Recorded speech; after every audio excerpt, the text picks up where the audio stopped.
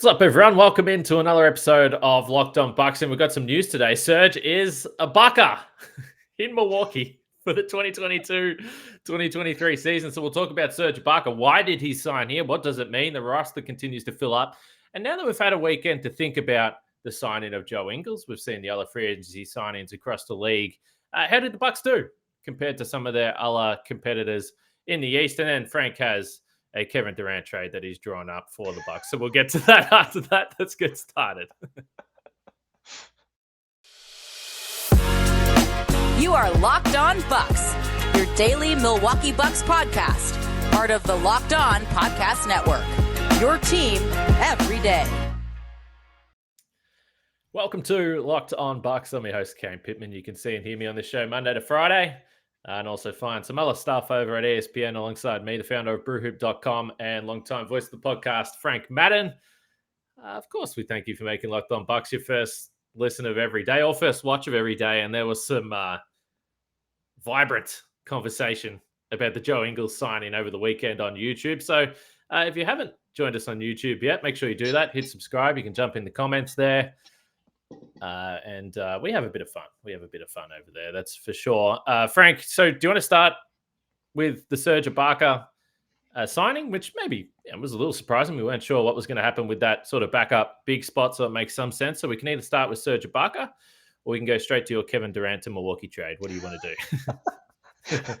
First off, for everyone listening / watching, I do not have a Kevin Durant trade, and Kane is just... He's Steve Von Horning me to those of us that have listened to me on podcasts. For a very long time, Steve Von Horn used to love to spring hypotheticals on me without warning me. So Frank, we don't have a podcast. We don't have a podcast if we don't entertain a Kevin Durant to Milwaukee trade. It's what every team's doing. SEO value is high, so you can get those clicks on YouTube. Well, I will say this. I mean, I do not foresee the Bucks having the assets or, especially the future picks to make a compelling argument to the Brooklyn Nets for a Kevin Durant trade. But I mean, if you told me that for whatever reason, the Nets were willing to take Chris Middleton, maybe some salary filler, and, the Bucks 2029 first round pick, obviously, we are big Chris Middleton supporters, but I guess you'd have to take that, right? Like if KD actually wanted to come here, you can't turn down. Even Kevin's 3 years old and Chris, but I mean, you would immediately be the favorites to win the champ. I mean, you might be the favorites to win the championship now, arguably, but you would be. There are few guys that you could trade for in that scenario and have the Bucks demonstrably move up the odds of winning another championship. KD is in that very, very small group. So yes, as much as I generally kind of find any Chris Middleton trade idea to be tiring and kind of pointless because him and Drew and Brooke in particular, also I just feel like they just are always going to be more valuable to the Bucks because of the way they fit and the history and all that and the age range than to be traded. But if you threw me that very unlikely / impossible hypothetical, I would say, I guess KD, come on down, strap on, and ride Giannis to a third championship. But I don't know. Anyway, you didn't think I was actually going to throw out a KD trade, but there you go, Kane. Do you have any reaction? No, I like it. And by the way, everyone knows that this is the first time. I mean, I've defended it and carried on a lot about Chris Middleton and the ridiculousness of the way he's treated by certain sections of Bucks fandom, but I would agree Kevin Durant fits the bill. It's going to be interesting to see. I who knows where he ends up if they end up forcing a trade. I think you said it last week, Frank. Hopefully it's to the West. That would be nice if he gets out of the Eastern Conference, so we don't have to see that man in the postseason again. But I think send him to Phoenix. Give him what he wants. Just send him outside of Phoenix and worry about it later. I agree, and I think it's going to be one hell of a package. So I'm curious to see what happens there. But we've really had nothing from the free agency standpoint, and most of the big names went on the first day, so it makes sense. It obviously settles down a little bit. And we spoke about John Horst, got his work done early, and I assume he was at a July 4th barbecue today, and then maybe he had a couple of brewskis and said, you know what? Screw it. let's bring Serge back, make the call. And so now Serge Ibaka has reportedly signed a 1-year deal with the Bucks. We discussed the backup big position, and I think last year they probably went into the season without any type of insurance on the roster at that position. They tried Boogie Cousins, they tried Greg Monroe, and then they ended a lot of Mamu. Mamu was playing, and then they ended up settling or making this trade for Serge Ibaka, which I think we all agreed in the end. Yeah, the trade probably didn't work out, but it was insurance at the time. Now they bring him back. I was a little shocked just because I thought in my own mind that Serge Ibaka would think that he's still got enough in the tank to play, perhaps a more regular or major role than what he'll get on this Bucks team. But having said that, good guy, still a solid option if you need him on particular nights. Guys are taking a rest, whatever it may be. I'm not upset about it, that's for sure. Yeah, I mean, the job description for backup center, right? I mean, it's the same as it was the last couple of years. It's that in an ideal world, you're not going to play in the playoffs, right? Right. Which is part of kind of why we weren't sure exactly, like, who can you pitch on this job and actually get them. We saw Rolo sign with the Cavs for the minimum a couple days back.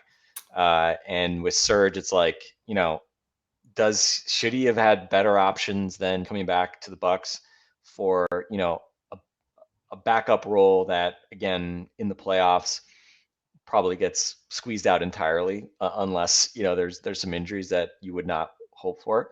I don't know, right? I mean, it's not like he was playing a ton in LA. I think he was averaging about 15 minutes coming back from the back injury, average 18 minutes in Milwaukee. And it's kind of funny. His numbers were actually pretty good. I mean, I think he shot 35% from three or so, 52% from the field. I thought offensively, like his feel, kind of mid-range hook shots in addition to the threes was actually pretty good. And, obviously that's part of one of the main parts of the job description, the primary part of the job description offensively. If you're a big man in the Bucks lineup, can you shoot threes and hit them at a decent clip to space the floor? But again, I think we both thought, defensively just didn't seem like he had quite the legs and the athleticism left over in the tank. And obviously he's not, like a Rolo or a Brook who's just a mountain of a human being and he can just put up his arms and kind of wall you off. Had his moments for sure, but certainly not a guy that I looked at and felt like, okay, well, if Brook misses time in the postseason, like, well, I'll just plug Serge in there and you can hopefully still, kind of batten down the hatches and figure something out. Definitely did not get that feeling right. And of course, the Bucks defense in general was not just a Serge Ibaka question mark in the regular season. They had a drop off, and obviously, we will hope that a big part of that was the fact that you didn't have Brook Lopez for most of the regular season. I think that's one of the most interesting subplots going into this regular season is how much, hopefully, does the Bucks defense bounce back after last season. But part of me also just sort of worries, like, this team, just how they just going to be kind of bored with the regular season again, right? And do they end up 4 seed or something because, they just kind of can't quite get themselves to, really go at top gear during the regular season. But yeah, I mean, as far as like a regular season, kind of back of the rotation guy, backup big man guy that, again, I mean, he DNP'd in a number of games, right? I mean, the games against Brooklyn and Philly late in the season, right? They had those 2 big games, kind of those huge statement games from Giannis. Serge played a total of 3 minutes in those games, right? So I would have to think that's a preview of this season as well, in terms of, they'll probably be in the random Tuesday night against Orlando games.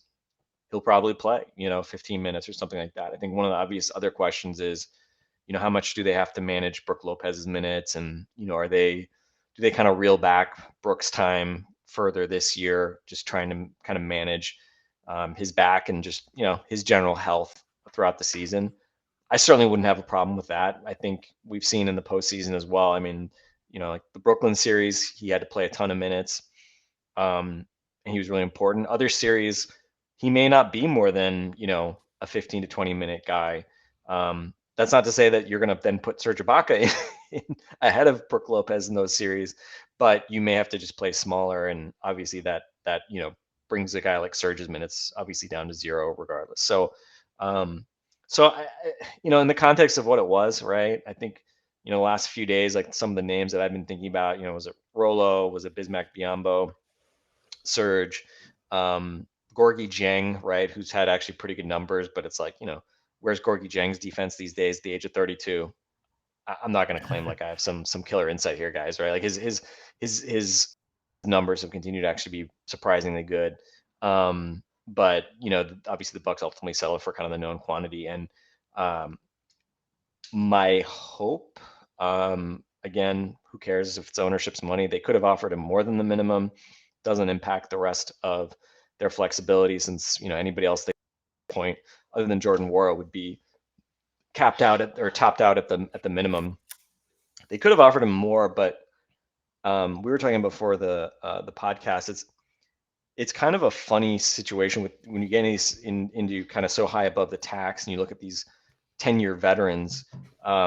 So if you signed Serge for a 1-year minimum contract, the cap hit is 1.8 million, which is the equivalent of a 2-year of service player, right? You'll see on my cap sheet, right? You'll see Wes at 1.836 million. My guess is if Serge is at the minimum, then you'll also see him at that number. But actually, they get paid more than that. They get paid 2.9 million, and the league subsidizes basically the difference. And essentially, the idea here is that they don't want teams not signing more veteran players because they're trying to basically be cheap and sign younger players. So essentially, all these 1-year contracts that players sign for the minimum, outside of second-round picks that you draft, which we saw a couple of years ago with Sam Merrill and Jordan Wara, if you draft guys in the second round and sign them for minimums, they count at the actual first-year minimum, which this year is 1 million. So it's a little bit of a hack there. But in general, you can't just fill your roster up with rookies and first-year guys and pay them less from a cap perspective than these 10-year or more veterans guys, right? So if Serge were to be paid more than the veteran minimum, or if he got 2 years, which we know he didn't get 2 years, but if you pay a guy for more than 1 year, or you pay more than the minimum, then the league subsidy goes away, and that's very important from a cap perspective, because if the Bucks were to pay him like 2.9 plus $1, right, like basically $1 over his minimum, as in this hypothetical, you're talking about 1.1 million in incremental cap hit, which immediately has this huge multiplier when you talk about the tax. So did they have to pay Serge more than the minimum to get him to not go someplace else, thereby racking up, an incremental 5, 6, 7, potentially more million, depending on how much above the minimum they paid him? I kind of have a hard time believing they would do that they would value him that much. Anything's possible. They did pay Javon Carter more than the minimum. And again, he was a 2-year contract, so even if he had been for the minimum, it wouldn't be subsidized. But since he's still a relatively young player, that's not nearly as big of a difference as for a 10-year guy. It'd be like 150 grand or something like that. So anyway, I mean, this again, we're getting like really deep into the minutia of the cap and stuff like that. But just again, on the margins, this is your 14th guaranteed contract, presumably, and again, if you trade these guys in season, then they're not going to be counted at the end of the year towards the tax. But I'm sure that ownership, looking at the dollars that are at stake here, right now the Bucks are, I think, about 60 million in tax likely. That's assuming you're waiving Vildoza and Rajon Tucker, and you're not bringing back Jordan Wara or anybody else ultimately for a 15th roster spot. That's a ton of money, right? And just keeping those 3 guys, I think bumps the Bucks projected tax to over 80 million. And again, you can't keep all those guys, so you don't have enough roster spots. You only have one more to get to 15. But either way, obviously they like kind of what Serge is going to do enough. Maybe you slide him some designer scarves under the table so he's willing to take the minimum deal, save yourself some scratch on the back end. But obviously he was a known quantity in the locker room, and I assume that they would have had an understanding with him as far as playing time goes, because as we said, it's obviously going to be a very limited role for him this season. Maybe he cooks for the team as well. I don't know how I came across this, but we know he has this YouTube show, I guess, where he cooks. And I don't really know how I came across this, but he did an episode. I guess it was during his time with Bucks because it must have been. It was around April. He did an episode with Liz Cambage, the Australian basketballer who finds herself in the news quite regularly, and they did an episode together. So yeah, I mean, he's a great cook. Perhaps that's why they wanted him around. So who knows? Anyway, Serge, I think, like I said, I'm not disappointed with him coming back. I want to ask you about what else we saw in free agency across the weekend, and does it change your opinion on what the Bucks have done with Joe Ingles in particular? But first, we've got to talk about Arcade One Up because you are running out of time to enter to get the NBA Jam Shaq Edition. Arcade One Up is the leader in home retro arcade games, and it's not only bringing the best game ever back, but they've made it bigger and better than ever with a Shaq Edition machine. It's one of the first sports games ever to feature real and digitized NBA licensed teams. There's no fouls, no free throws, no quarters required in this home edition. Compete with friends and family through all new Wi-Fi leaderboards, making you more connected than ever. You can pre-order now from Arcade One Up. That's arcade, the number one, up.com for an estimated early September ship date. There's other classic games on there, Mortal Kombat, among others, starting at $399. So check it out. And you know, there's a better way to get one of these and not pay for it, and that's by entering the competition. Literally, all you have to do is go to the website. The pop-up comes up. You chuck your email on it. You enter. You've only got till July 8th, so make sure you do it at arcade1up.com/locked on. You've got till July 8th, so don't miss out on the NBA Jam Shaq Edition. So I mentioned things got a little quiet on the free agency front, and it was interesting because when we podcasted a few hours after free agency sort of got started, most of the main names were gone, and we gave our immediate reactions to obviously all the guys coming back, which was great. But most interestingly, Joe Ingles, who came, and I must admit, I'm a little bit shocked just from Twitter and certainly our YouTube comments on the podcast. It does feel like it's 75% optimistic or positive. Now, maybe people are just being nice to me because they think I'll be offended, which by the way, I also appreciate. That's great. But I am a little bit surprised. But I think as we saw some of the names, and when we were recording, Gary Harris was one of the guys we mentioned. He went for significantly more money than the Bucks had to spend. There was no way they were going to be able to get to that number to be able to afford him. After that, Gary Payton II went, which, you know, is so funny to think that Gary Payton II could be a player that Bucks fans would want on the roster. But we've seen what he's done with Golden State. He went for about $9 million a year to Portland, so that's outside of what the Bucks were able to pay as well. So essentially, the story was that a lot of the guys that we discussed went for more, and maybe that made the Joe Ingles deal a little more palatable, even though I think we've admitted, I mean, it's obviously a big risk. He said, Joe Ingles, that is, said on the weekend that he's hoping to be back around the middle of December. Rehab's going really well. He's feeling very comfortable, very confident. I would say the Bucks would probably be a little more slow with the return to the floor. That would seem like that would be make the most sense. But how did you work through this, or where are you at right now with the weekend past and a lot of the major names and potential targets gone? How do you think the Bucks have done, and has anything changed from the last time we podcasted? Yeah, I mean, I think first off, you know, a lot of the reaction to the Bucks offseason kind of depends a little bit on how much you take for granted the re-signing of all the existing guys. Yeah. And boring.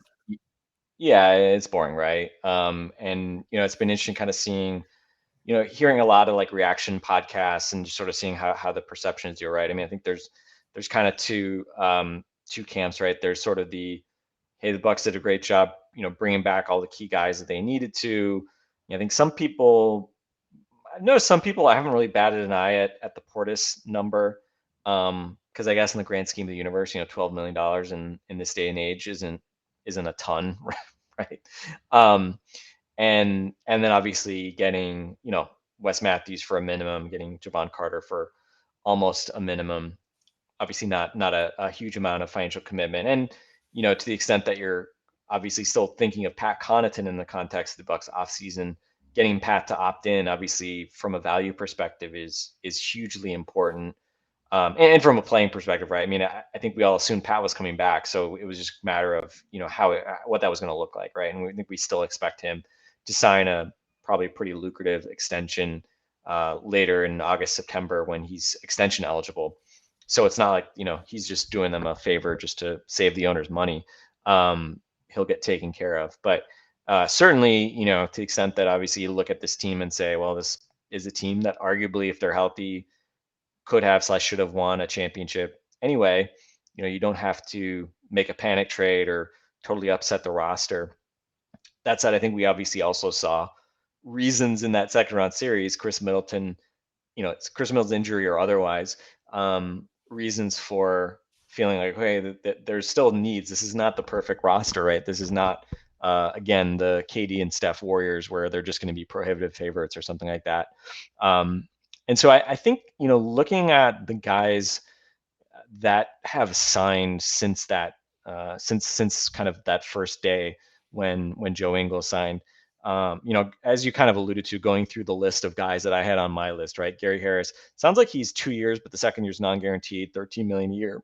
Otto Porter ends up getting basically around the taxpayer mid-level from Toronto on a 1+1. At least that sounds like what the number is. That said, they could have offered more. And his wife's from Toronto, so not entirely clear, right? Like, if the Bucks had just offered the full taxpayer mid-level on a 1+1, like, would that have been competitive? Like, I don't know, right? Maybe they did, maybe they didn't. Nicola Batum got $11 million a year for 2 years. What a resurgence! Yeah, seriously. Oladipo got $11 million for 1 year. Patty Mills got 2 years, $14 million. Kind of went right back to the well with Brooklyn opting out. Derrick Jones Jr. ended up getting 2 years, I think around $7 million total. Daniel House, 2 years, $8 million total. So those are a couple guys that they could have signed. And then Thad Young I had on the list as well. He ends up getting 2 years, $16 million. I think partial non-guarantees to go back to Toronto, which honestly, that kind of surprised me that he got as much as he did. I, didn't think he looked all that good in the Philly series. And obviously he's also entering his mid 30s. Probably the one guy, the biggest name kind of that's been relevant to the Bucks that hasn't signed is TJ Warren. I think it's gonna be really interesting to see kind of where TJ Warren ends up. He'll be 29 this year and basically hasn't played since the bubble, right? I mean, just the injuries that he's suffered, I think primarily foot injuries. Obviously, that's impacting his market value. And so very possible, again, maybe some team throws him more than that, like closer to the full mid-level. I don't know, but a lot of the dollars obviously have dried up in the market. So maybe he ends up getting stuck taking taxpayer mid-level or less, right? That's very positive as well. So I think the one other guy that kind of stands out to me as having signed for the taxpayer mid-level or under was Bruce Brown. I think offensive fit wise, Bruce Brown, he takes 2 year taxpayer mid-level from the Nuggets.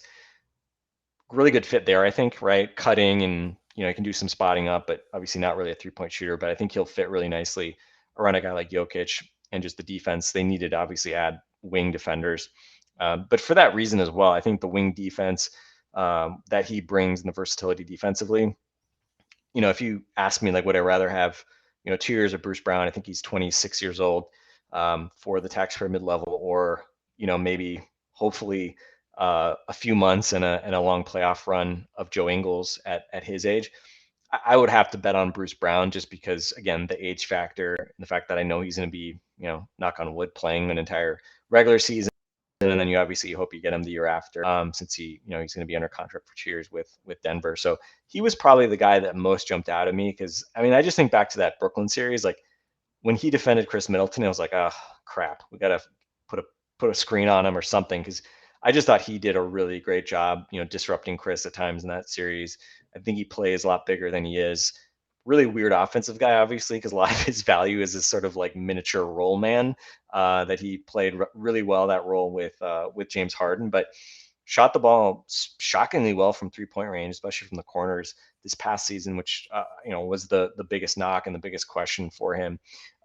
So he's a guy that I think I would have looked at and said, hey, I know that guy's going to be able to defend if you have to play the Celtics or something like that.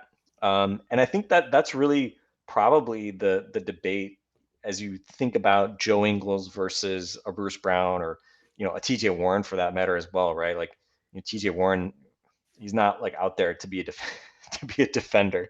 He's pretty much out there to get TJ Warren shots, right? I've always kind of thought of him as a guy that probably wasn't very fun to play with because he's pretty much just chucking when he's out there. But thinking about in the context of using that Celtics series as a lens through which to judge this, and again, you can't just only think about how guys are going to fare in a Boston Celtics rematch, but we'll talk a little bit about sort of the off seasons of the various teams. I think the Celtics adding Malcolm Brogdon for basically some filler salary and a future first. I mean, I think that's obviously a really good addition from a talent perspective. We'll see chemistry wise how kind of all that fits together, but I think against a team like the Celtics, you need versatile defenders, and obviously if you're looking at the way the Bucks played without Chris Middleton, it'd be like, hey, can we get a little more playmaking, a little more shooting, right?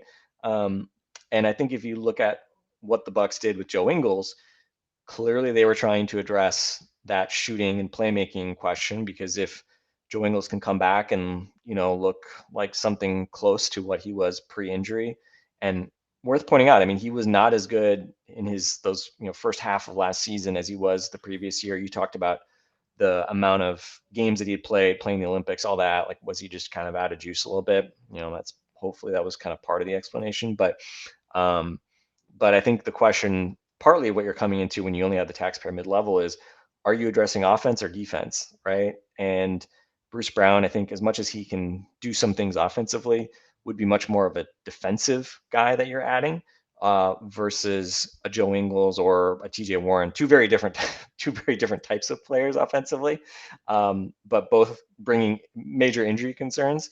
And but both guys that I think can help juice an offense. Joe with his shooting and playmaking, TJ Warren with the fact that he can just create shots and get buckets.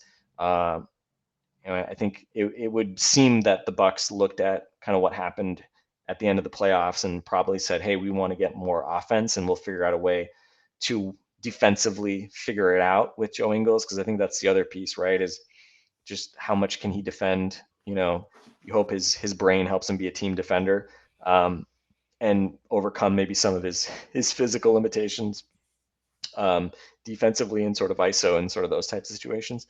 But yeah, so I think maybe a couple of other guys you could look at and say, hey, those guys would have made more sense. But I think for the most part, it really comes down to, it's hard to find guys at that price level who are bringing you, good offense and good defense. And so, I think really a lot of the question is just, what are you choosing and which way are you prioritizing? Yeah, and I think if you do look at some of the price tags on some of the players, let's just go with Batum, who got 11 million. I also think we already said that it wasn't the best start to the season from Joe last year, but I have to believe if he didn't tear his ACL, went through, he probably gets at least a 1 year deal or a 1+1, potentially more than that money anyway. So I do think when you talk about guys that when you're not getting the perfect player for 6.5 million, let's be honest. So there's got to be a little bit of hope there. There's no assurity that he's going to come back and be that guy, but I think he is a relatively well-rounded player if he can come back healthy. So we'll see. I want to ask whether you think there's any, now that they've signed Ibaka, whether there is any other spots on this roster. Just looking through Twitter, clearly backup point guard is a spot that many Bucks fans are still very curious about. So I want to ask you about that after I talk about Built Bar and specifically the coconut brownie chunk puff. Now, I thought, by the way, I thought you were going to give us a Built Bar read after bringing up Serge Ibaka's cooking show. So I don't know. I'm giving you some live notes here, Kane. I don't know if there's a way to work that in at this point, but back to our good friends at Built Bar. No, well, that's right. And Serge Ibaka, I said he is a great cook, I think. But the one thing that he is not capable of doing, and that's producing the goodness of a coconut brownie chunk puff. There's no doubt about that. From the people who invented healthy and tasty comes the latest gift to your taste buds, Frank. You've probably tried the amazing coconut brownie chunk Built Bar, but guess what? Your friends at Built Bar have given coconut brownie chunk the puff treatment. That's right. The coconut brownie chunk Built Bar flavor you love is deliciously chewy. It's marshmallow covered in 100% real chocolate, and it's like a fluffy cloud of coconut brownie goodness. But stop drooling, Frank, and listen. They're good for you as well. Low calorie, low sugar, high protein, and of course, delicious. Coconut brownie chunk puffs are only here for a limited time, so don't mess around. Go to built.com. Make sure you don't miss out. They're going fast because they taste amazing. All Built Bars are made with collagen protein, which your body absorbs more efficiently and provides tons of health benefits. Eat something that tastes good and is good for you. Just go to built.com, use the promo code LOCKED15, and you get 15% off your order. Use promo code LOCKED15 at built.com. How many times do you think Dennis Schroeder has been mentioned on this podcast over the years, Frank? I actually referenced Dante Exum last week. I made my Dante Exum sales pitch. By the way, I was waiting for you to invoke Yeah. me as a human shield when you brought up I know. Dante Exum, because I know. wasn't I the person that was asking you hey, why didn't we bring up Dante Exum? Shouldn't Dante Exum be part of our conversation? Because I've always been a bit of a Dante Exum fan, and he had played really well in Barcelona as you outlined. I'm totally in the Dante Exum hive, but obviously at this point, not sure how reasonable that is. Not sure what his kind of salary demands would be, but I mean, as long as we're adding sort of Australians with injury concerns, let's have them all. Dante Exum, come on down.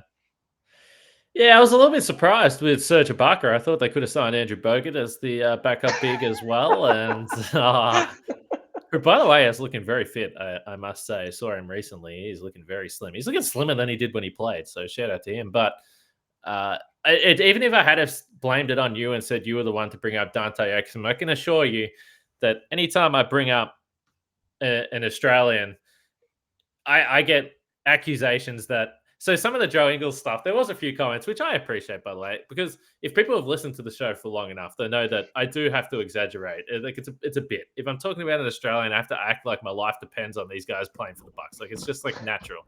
So I got accused of, oh, he sucks, but you're Australian. Well, yeah, partly true. So they wouldn't believe me anyway. So Dante Exum is someone I threw up there. I don't, I thought he was decent. I know we had some people that follow the EuroLeague clearly closer than I do, and apparently he didn't play major minutes towards the back end of the championship series there, or the Final Four that Barcelona made. But I think for the most part, reliability has been the big concern. So if he's healthy, I would expect he'd get a shot. But Dennis Schroeder is one that I think he had something like 37, 10, and 8 for the German national team in the World Cup qualifiers over the weekend. So he's been going crazy. You expect he's going to be in the NBA somewhere. The Derrick Rose, speaking of guys we've discussed on the pod before, the Derrick Rose annual trade rumor came up last week. What do you see? Do you think, because this is a question I asked in the DM the other day. I said, if you're the Bucks, do you feel like you need to rush into a George Hill, Grayson Allen classic package that we've discussed to upgrade point guard spot? Or do you say, okay, well, we've only got a limited number of assets. By the way, maybe Joe Ingles, if it doesn't work out, is another salary slot that becomes a trade package. So do you wait and see how things play out? Because as much as people want George Hill off this team, Frank, look, he's fine in the regular season. Like, it's going to be fine between him and Javon Carter. This team is going to be very, very good. I don't know whether there should be a rush for a trade. Yeah, I mean, the thing when I look at potential trade targets right now, let me just rattle off some of the guys just for people. We were kind of talking about it in the DMs, right? Like guys that are still out there. And these are mostly wings. So I haven't thought as much about like guards. I think it's interesting looking at Utah after the big Minnesota Gobert trade. They have Pat Bev and Jordan Clarkson both making 13, 14 million bucks a year. Very different type of players, obviously. It's like, depending on what you want out of your you kind of a guard target, right? Like, if you offer Grayson Allen and George Hill, do you have to add a second round pick to get either of those guys? I don't know, right? I mean, Utah's in that weird spot where they haven't fully committed to the rebuild since they still have Donovan Mitchell. So they're still, I think, trying to act like they're not tearing it down, but certainly Let's be honest, once they lost Joe Ingles, that franchise was in the toilet. So, it's like Pat Bev's 33, Jordan Clarkson's 30, I still think, again, Grayson at $9 million a year, especially given his shooting. I mean, I think he's a very good regular season asset, and this is the problem with role players is just their value series to series can just go all over the place. And again, obviously, I don't think there's any excuse for he just looked scared to shoot and struggled in that Boston series mightily. Obviously, they targeted him with the size that the Celtics had on defense as well. So, again, really wiped out pretty much all the goodwill that he had from the Chicago series when he was, incredible. And, I think as far as George Hill goes, I mean, to me, the big question is, I have to think part of the issue for George was again, he was another guy who, if he's defending point guards, isn't at a size disadvantage given his size. But against a team like the Celtics, it's like, well, he was getting switched on to Jason Tatum. It's like, yeah, he's not stopping Jason Tatum very much. And he just looked kind of completely out of his element offensively. And was some of that, or a good chunk of that, because of kind of the neck and abdomen injuries that he was coming back from? Are those issues going to get better going into next season, right? You can look at it either way. You can say, oh, well, he was, hurt, he should be better next year. Or you could say, this dude's not getting better. Like, this is potentially the cliff for him. And so as much as he was a solid guy that was, an awesome plus minus guy during the regular season, the Bucks just always seemed to play well with him on the floor. And I think some of that was certainly 3-point luck was part of the reason for that. But, like, I don't think you can look back at the regular season and, if the team was good with the guy on the floor, like, what's the argument for him having hurt you in the past in the regular season, right? But I think prospectively looking forward, I do kind of wonder, what do the Bucks know about his injuries and what the next year of his career is going to look like from just a health standpoint. And so, yeah, I mean, I think we've talked about it.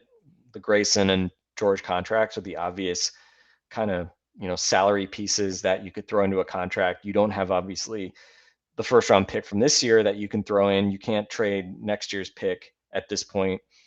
So you're pretty much just working with second round picks to try to, if you're trying to get a better player.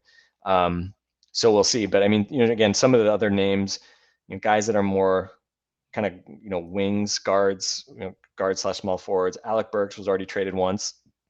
He's got basically 1 year and $10 million left. Is he more of an ISO scoring capable guy than Grayson Allen? But again, not like he's some great defender. Not excited. Not excited. Kelly Oubre, more probably of a 3. I call him the handsome wing chucker. Dean Minayat is very excited because he thinks he is by far the hottest player in the NBA. Dean thinks Kelly's handsome. So is that worth something? Kelly Oubre doesn't really seem like I'm not saying Kelly Oubre is a bad guy, but I don't think Kelly Oubre is like a great locker room guy. That's not his reputation. I think Justin Holiday was part of one of the trades we just saw with Sacramento. But again, is Justin Holiday available, not available? $6 million, 33 years old. We know the Bucks love, nepotism and guys who share last names with players in the current roster. And then, kind of other guys. I mean, Utah is just so interesting. I mean, Malik Beasley's owed, I think, 13, or I think he's at owed 32 million over the next 2 years, but one of those is a team option. Super high volume 3-point shooter. Again, I don't know enough about Beasley's defense at this point to sit here and tell you that he's demonstrably better and won't have some of the same issues that Grayson Allen did in the playoffs. And obviously Clarkson as well, right? I mean, he's guys that kind of is a fill it up type guy, but I think there was always up until 2 years ago, we had the 6th man of the year. He was really, really good, I think, legitimately. but his history certainly is of more of a kind of empty calorie scorer guy, who's not a great defender. So again, I'm sure people would be excited to have him rather than George Hill, but are you giving up, depth at the shooting guard spot and Grayson Allen as well? Again, I'm sure a lot of fans look at his scoring numbers and say, sure, roll the dice, but I just don't think it's as quite as clear cut as people might like to think it is. So yeah, it's kind of one of those things. I feel like one of those guys probably does get traded, but by the same token, especially with, as you mentioned, some of the additions, right, adding Joe Ingles on his number, does give you a little more flexibility. We'll see where Serge's number is. You do have a little more flexibility to maybe make a trade, after December 15th, once you can trade guys that were signed this off season, heading into that trade deadline. Although, the weird part is, I mean, let's say Joe comes back in mid-January. To me, that's probably like a reasonable but still optimistic timeline, even if he's talking about mid-December. Then you've got like a few weeks basically to sort of see where he's at before the trade deadline. And again, a guy's coming back from an ACL at 34, 35 years old. You're probably not going to be awesome right away, right? Like, you're probably going to need those last 2-3 months of the regular season to just sort of get your rhythm back, get your timing back, and maybe you don't, right? Maybe it would normally come the following season, which a lot of times happens with ACLs. But at his age, how much can you bank on, right? He's on a 1-year contract. So I think, again, they'd have flexibility to go into the regular season, see kind of how all these pieces fit.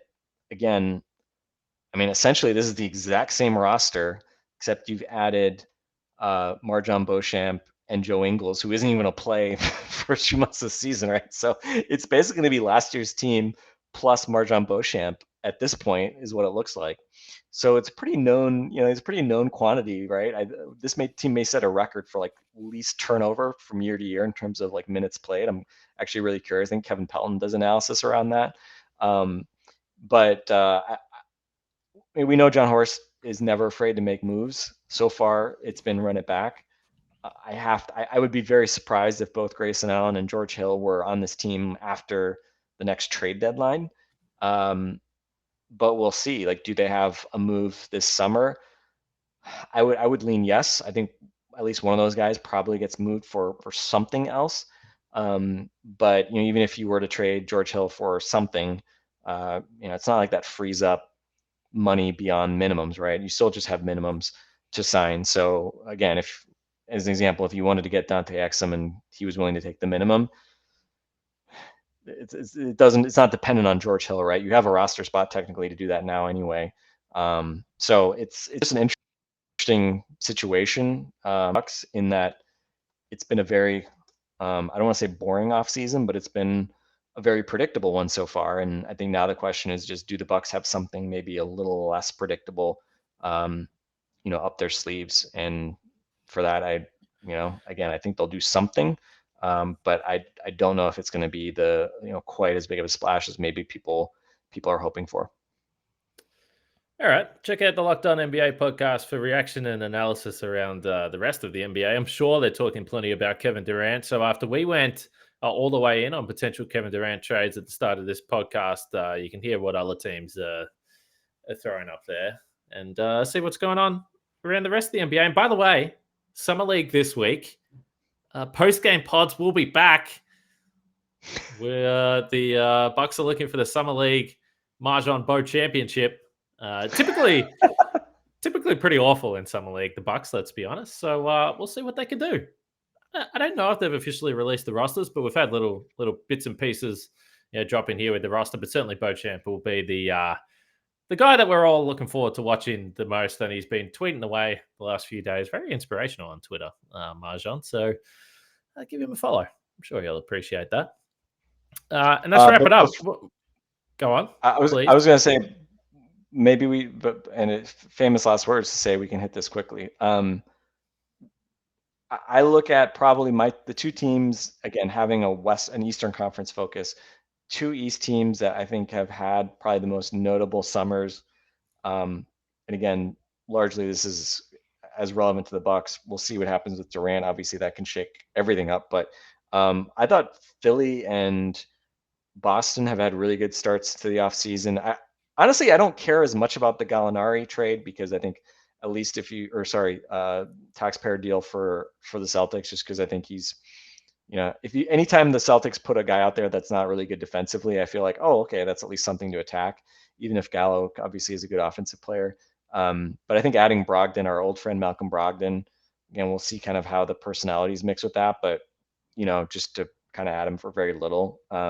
Certainly feel like Boston on paper looks even tougher than they were last year. And I think Philly also just adding Melton, again, maybe he just sort of replaces Danny Green, or, you can look at Daniel House replacing Danny Green, however you want to do it. But, adding Melton, House, and then PJ just feels like that's a better, more well-rounded, especially defensively, team ahead of the playoffs. And I guess we'll see, right? As long as you think James Harden's going to be Jimbo instead of James Harden, then maybe it doesn't matter. But I think those two teams have had very good summers so far, and certainly if you're the Bucks, I think you still have to feel really good about where you are if everybody's healthy. But I don't know, any other teams kind of jump out at you, or how have you felt about those two teams? Well, I think Philadelphia is trying to rocket to a championship, you could say, with very familiar look. Eric Gordon, they still want Eric Gordon, even though I don't really know how they easily make the trade work. But it's a very familiar look to that team. Boston, I'm interested in because what we have understood over the last, well, really since he was with Milwaukee, is the idea of Malcolm Brogdon is better than the reality when he's never playing towards the back half of the season, and he's had every injury under the sun. So we'll see whether he can stay healthy. And then, I just think it's interesting. He wanted to go to Indiana. He wanted to play point guard. He wanted to have the ball in his hands. I don't know how much of the ball is going to be in his hands when you've got Smart and Tatum and Brown and all these guys. So it's an interesting fit. But given what they traded, it was obviously a no-brainer, I think, if you're the Celtics. So it was a pretty good move. And then, we're just waiting to see what happens. I prefer to just stick to the East. Obviously, that's more relevant to the Bucks. So we're just waiting to see Brooklyn and also Miami. And Brooklyn, really, I know that they're going to be angling for a big package of draft picks. But if they wanted to go down the path of, a trade with Phoenix, and I don't know how much interest there is there with Ayton. I know they've just given some money to Claxton, but there is a world where they do a Kevin Durant trade, Ben Simmons plays, and they're still a very competitive team. Now, probably they don't have the fear factor of Kevin Durant, but I would say Brooklyn's still in a decent spot to come out of this pretty well, all things considered. Yeah, I mean, a raft of draft picks, and I mean the Phoenix option, right? Like if they figure out a way to get Mikal Bridges and DeAndre Ayton and Cam Johnson, for instance, I mean, that's a good young team, right? Throw a theoretically healthy Ben Simmons in there.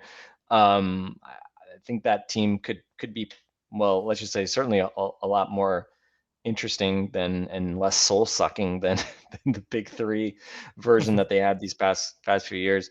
And yeah, is that a top 6 team in the East? Well, maybe not, right? But it feels like that's at least a 7 through 10 playing, which it seems like from what Joe Tsai, the principal owner there, said, I think they'd be fine with. And given they don't really control their picks for the next 30 years, they don't have obviously a whole lot of incentive to tank. So we'll see. Hopefully, I mean, as a selfish Bucks fan, ship KD to Phoenix, ship Kyrie to LA.